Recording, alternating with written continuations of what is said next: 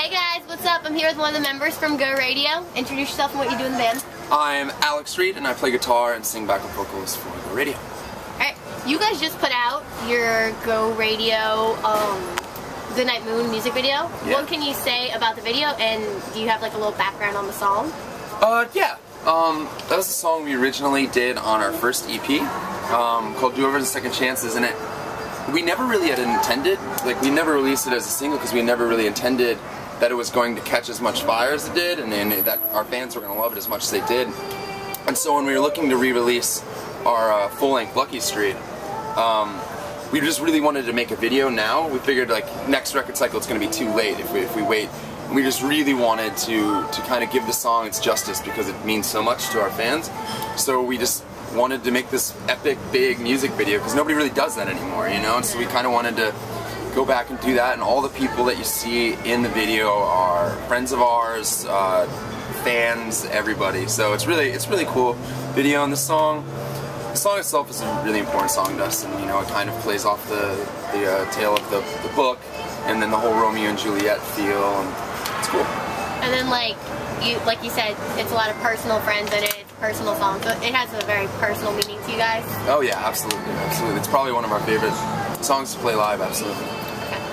You guys also just put out the Lucky Street Deluxe Edition. What does the Deluxe Edition have that the regular edition does not? So much extra songs. It's got 20 songs on it, which today is pretty crazy to have 20 songs on one record.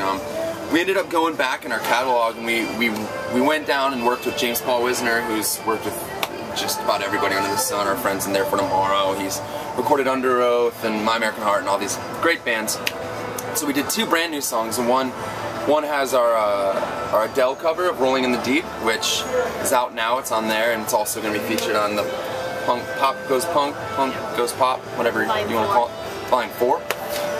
But it's got a bunch of different songs. We have a brand new songs, a couple old ones, a couple old demos that we've never released. It's just got a bunch of stuff on it, a lot of extra stuff, and then like I said, we put Goodnight Moon on it, and there's the video out for that. So. Right. Speaking of Punk Goes Pop Volume 4, what song did you guys do for that, and why did you choose to do that song? We ended up going with Adele's Rolling in the Deep, and I don't know how I think the transgression of it was Jason had been talking about this Adele girl for a long time, and I knew that she was popular, I knew that she was really talented, but at the same time I didn't know, you know, much of the songs or anything. And then people are just launching. Creepers. They were like, what's in there? Anywho, so when we were going through it, you know, she's got a really, really soulful voice, and the song is obviously catchy. I mean, there's a reason that song is as massive as it is. But she's got a lot of soul in her voice, and we felt like that was going to be perfect for Jason's voice to kind of mask that, you know? Yeah, it's really upsetting that she has so many problems with her voice, and she's had to like cancel so much. I heard about that, an entire tour. And it's like, the second she released something, she just like took off, and now she's just like not being able to do much, so kind of sucks, but yeah, whatever. It is what it is. And you guys have get better, Adele. You're too good to be sitting at home. Yeah, agree. Doubt she'll watch this, so well, we're not. She'll be watching this. She'll be watching Adele this? and I, what's up, girl? Hey! How you doing? Alright. So you guys are doing a tour blog on alternativepress.com. How is that working? Like, what do you guys? How often are you guys posting stuff on it and all kind of stuff? Well, right now we have done 2. I think every avenue is doing some as well. But we've done 2 currently. Posts, and our bass player Matt's actually doing it. He's the well-spoken. His mind's like a steel trap. He remembers almost everything, and he's really good at putting it into words. And a couple of us would write down our stories about this tour and be like, no. It sounds really boring, but he has a way of wording things that really makes sense. And he also went to school longer than any of us, so he's well-spoken. But yeah, we're posting them every I think week or every couple of weeks. I don't know. I think every week, but I think we're doing blog 3 now, and just talking about the day-to-day and how the tour is and all the random crazy things that happen on the tour that you wouldn't know about unless something like that was published. Because you can only post so much in like a tweet or something. Exactly. You can only whatever. Twitter. I want a longer tweet box. Yes, I agree. Twitter longer. Twitter longer. Yeah, I heard about that, but I'm not into that really though. Oh well, sorry Twitter. Alright, so so I have a fan question from someone on Twitter named GC Valerie, and she wants to know what inspired the horseshoe on the album cover, and how does it relate to the title? Well, the horseshoe, yeah, it's kind of like we branded it right now, and it's one of those things when we were looking at album art. I think people try to overcomplicate what they're doing with their album art, and it gets kind of confusing or it just gets boring. And we kind of wanted it to stand out. We wanted it to be that kind of, you know, less is more.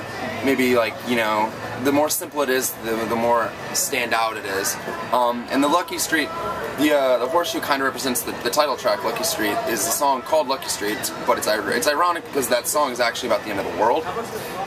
So the upside down horseshoe kind of represents, you know, the luck and all that stuff, and you know, kind of a lot of the songs are a lot about religion and love, life, death. You know, all the like kind of big topics. So the horseshoe just seemed to kind of fit. You guys write about a lot of personal things? Everything's pretty personal for sure. Everything that we write about, we don't make stuff up, you know? You guys write all your own stuff? Absolutely. Like, all entirely, you guys? All us. Four minds in a room yelling at each other. I'm just kidding. We don't yell at each other. I'm sure it gets complicated sometimes, but everybody fights. You're like brothers, I'm sure. Yeah, so exactly. It's cool.